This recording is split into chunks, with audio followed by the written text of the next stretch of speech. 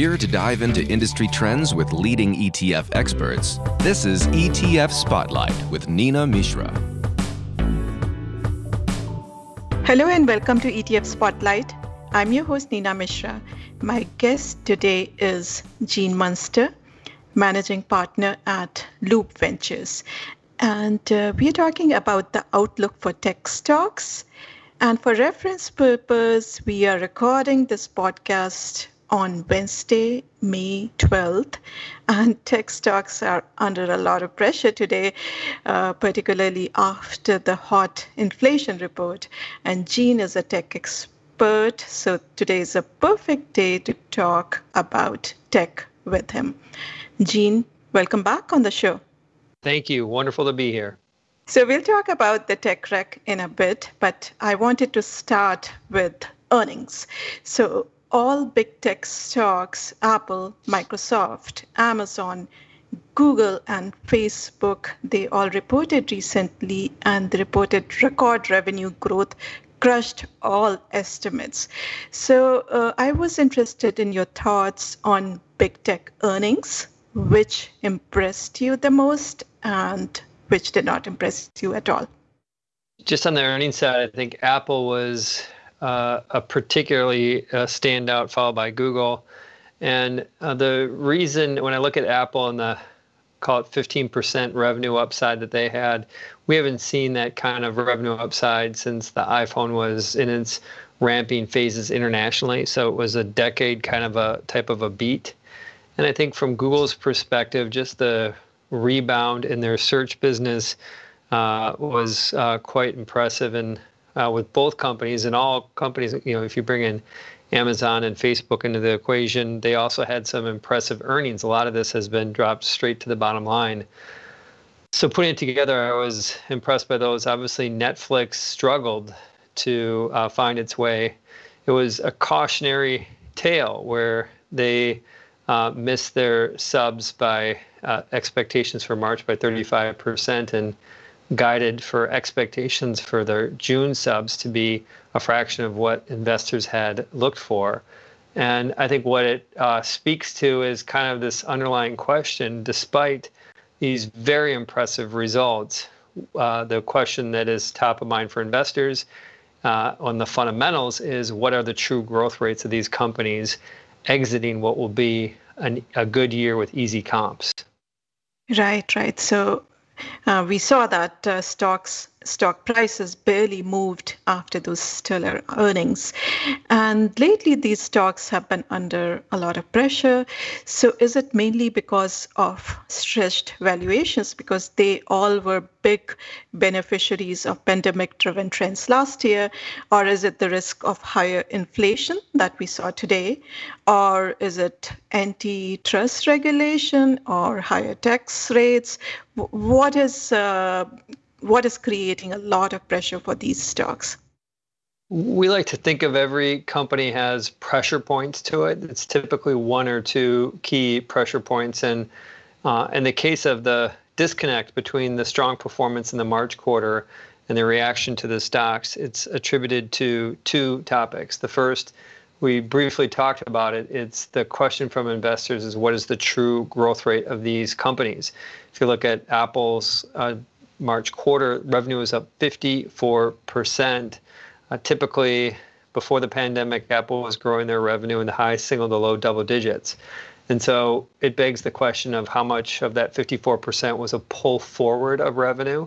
In the case of the advertising businesses of Google and Facebook, there's a clear benefit to all the economic stimulus and advertisers wanting to get in front of that. But how sustainable is that?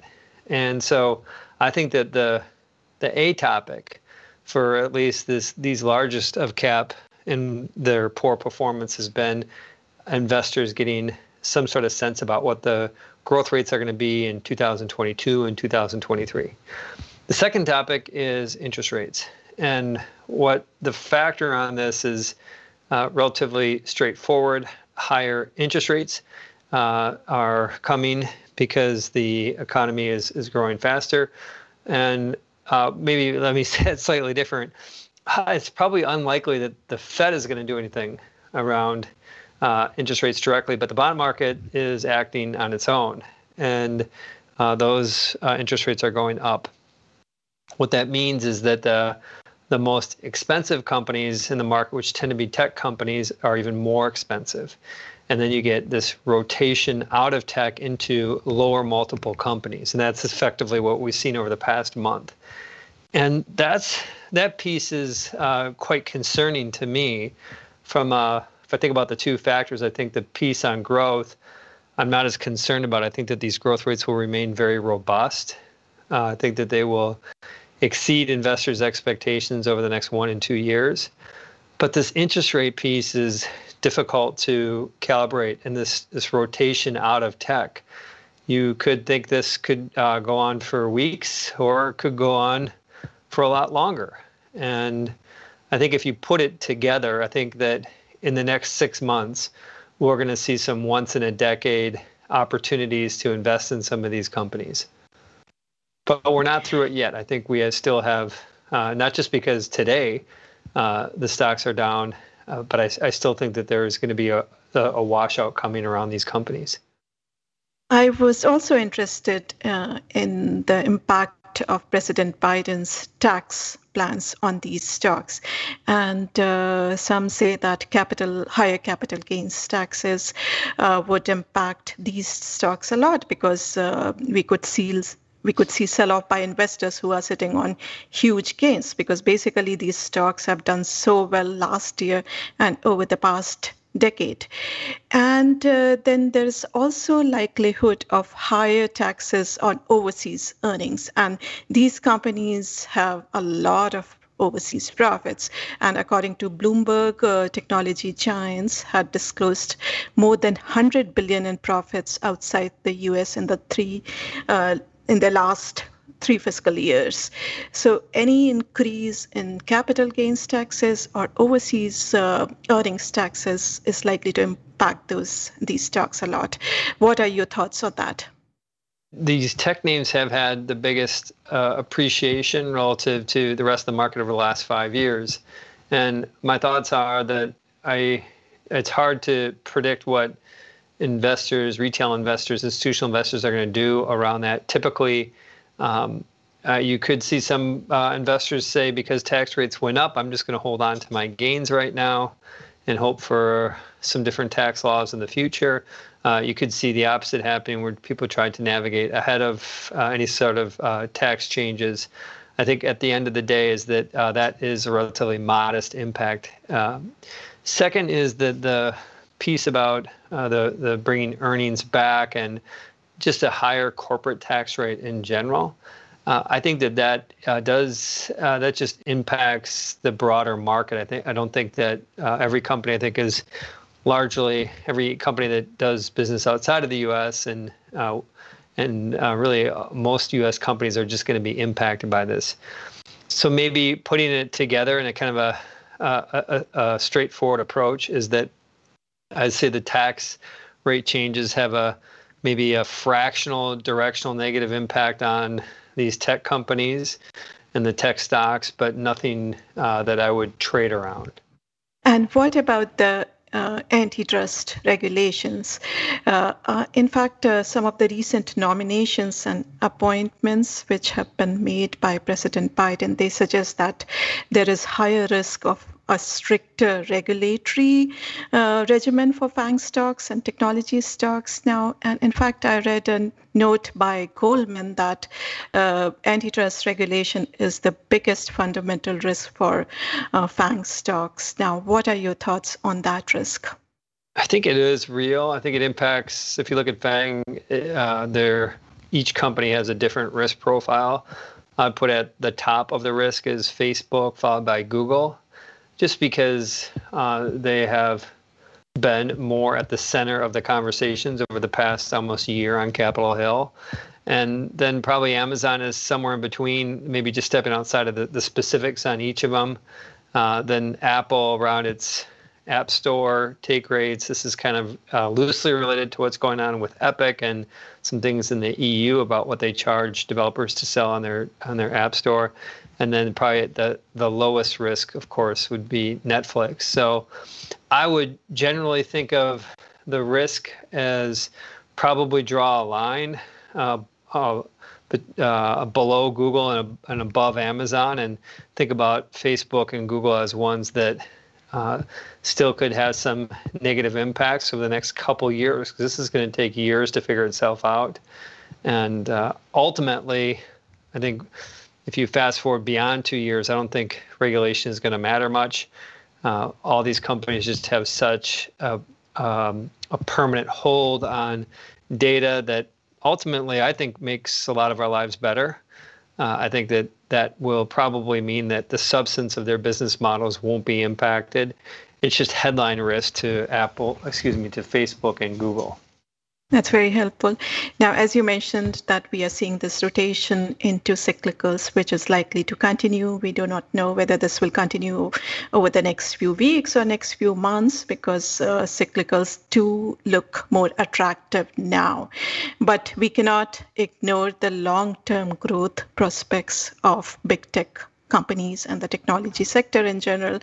And they obviously deserve a place in the core portfolios.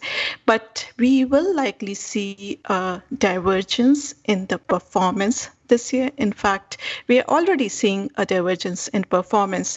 Google is up almost 30% this year, and Facebook and Microsoft, they're also up more than 10%, whereas last year's biggest winners, Apple and Amazon, they're now down for the year. So looking forward, which big tech stocks you like the most and which ones should be avoided? I'm sticking with a prediction I made at the beginning of the year that I think Apple is going to be the top performing FANG. It seems as we're approaching a third of the year under our belt that is a prediction that's out of touch with reality. I believe that is the case, and I believe that Apple can be the top performing stock because ultimately I think that the tailwinds just aren't currently reflected in the stock. And I'll just give you a quick example is I think that what Apple is going to announce potentially in the next 6 months around their mixed reality glasses, I think the sustainability of the iPhone, all these are incremental positive to investors thinking about Apple. Whereas the case of Google and Facebook and Microsoft, those have had good news, lots of good news, which I don't think that it can get, it can get better, but I don't think it can get like surprisingly better. Whereas in the case of like Apple, I think it can be. So to answer your question, if you're going to think about big tech, and my opinion, the two best to own would be Apple and Google in that order for 2021. And I would put at the bottom of that list Netflix. Very interesting. Now let's talk about your ETF. It is the Loop Frontier Tech ETF, ticker symbol Loop, LOUP. Now this invests in emerging tech themes. So the future of technology, which is themes like artificial intelligence, computer perception, robotics, autonomous vehicles, virtual reality, mixed augmented reality. So talk to us about the themes that excite you the most in the post-pandemic world. Maybe from a starting point is this is frontier tech. So this is kind of the next and the most cutting edge. And frontier tech is what is under pressure the most, I think, right now, just given what's happened with interest rates and some of the valuations on these. So I think I see this recent pullback as an opportunity because I believe in those themes that you talked about, the themes that the Loop ETF, this index is invested in. And that, if I was going to point to two of them in particular, two companies, two themes that I'm really excited about, despite this rotation out of tech, the reason why I think that this will continue to do well, my opinion, is that companies like Unity. Unity is a platform for building 2 and 3D worlds. Think of the future of how people communicate. Today, people communicate at school, which can be online or in person. They communicate at home, and they communicate through games. But the metaverse is going to be this kind of world, like it or not, that's coming. Think of the movie Ready Player One, but Unity is one of two companies that essentially builds those worlds, whether it's gaming worlds or the metaverse. And we believe strongly that that is something that we're going to become a bigger part of humanity. And second is a different kind of frontier tech, but just using tech to make purchasing things easier. That's Affirm. Affirm is a way you can buy a lot of different things on a payment plans. If you're under 30, many of you would rather rent than own, and it's kind of effectively a way to purchase things on a payment plan. Affirm does a great job with their customer service and using artificial intelligence to make sure they're giving the loans to the right people, and even giving some forgiveness when loans are when people are a little late. So I think that those are two examples of kind of the future of the metaverse and the future of how people are purchasing things, moving from a purchase to a rent mentality that we're really excited about with the Loop ETF. Very interesting. Now, I'm looking at some of the top holdings: Baidu, Yaskawa Electronics, Faro, Exxon, Himax Technologies. Now, some of these companies, which you mentioned, that they were favored by investors last year, but they have been under pressure lately.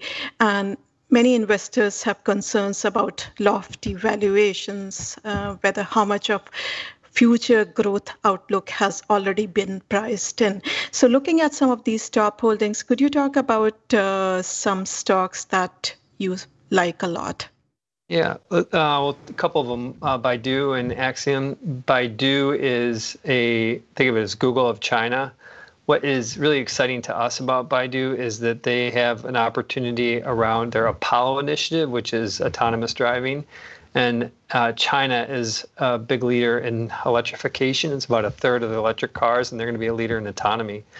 And we suspect that the Chinese government's going to give favorable treatment to Baidu. And by the way, they've got this great kind of core business around advertising that can kind of sustain them. Axiom is a company that does essentially best known for tasers and for body cameras for law enforcement. But what gets us excited is it's a much bigger tech play around digital evidence management, and also around using evidence for training of law enforcement. And so when we think about just secular themes, especially here in the States, around kind of different methods, different improvements in policing, there's a massive opportunity that Axiom has to be at the center of that with a software-based kind of a reoccurring revenue type of a model. Definitely very interesting companies. And that's all we have time for today. Gene, thanks again for joining us. Thank you. Until next time. Thanks for listening. Make sure to subscribe to our show so that you do not miss any episode. And if you like the show, please leave us a rating on iTunes or wherever you get your podcast. If you have any comments, questions, or suggestions, please email podcast@zacks.com.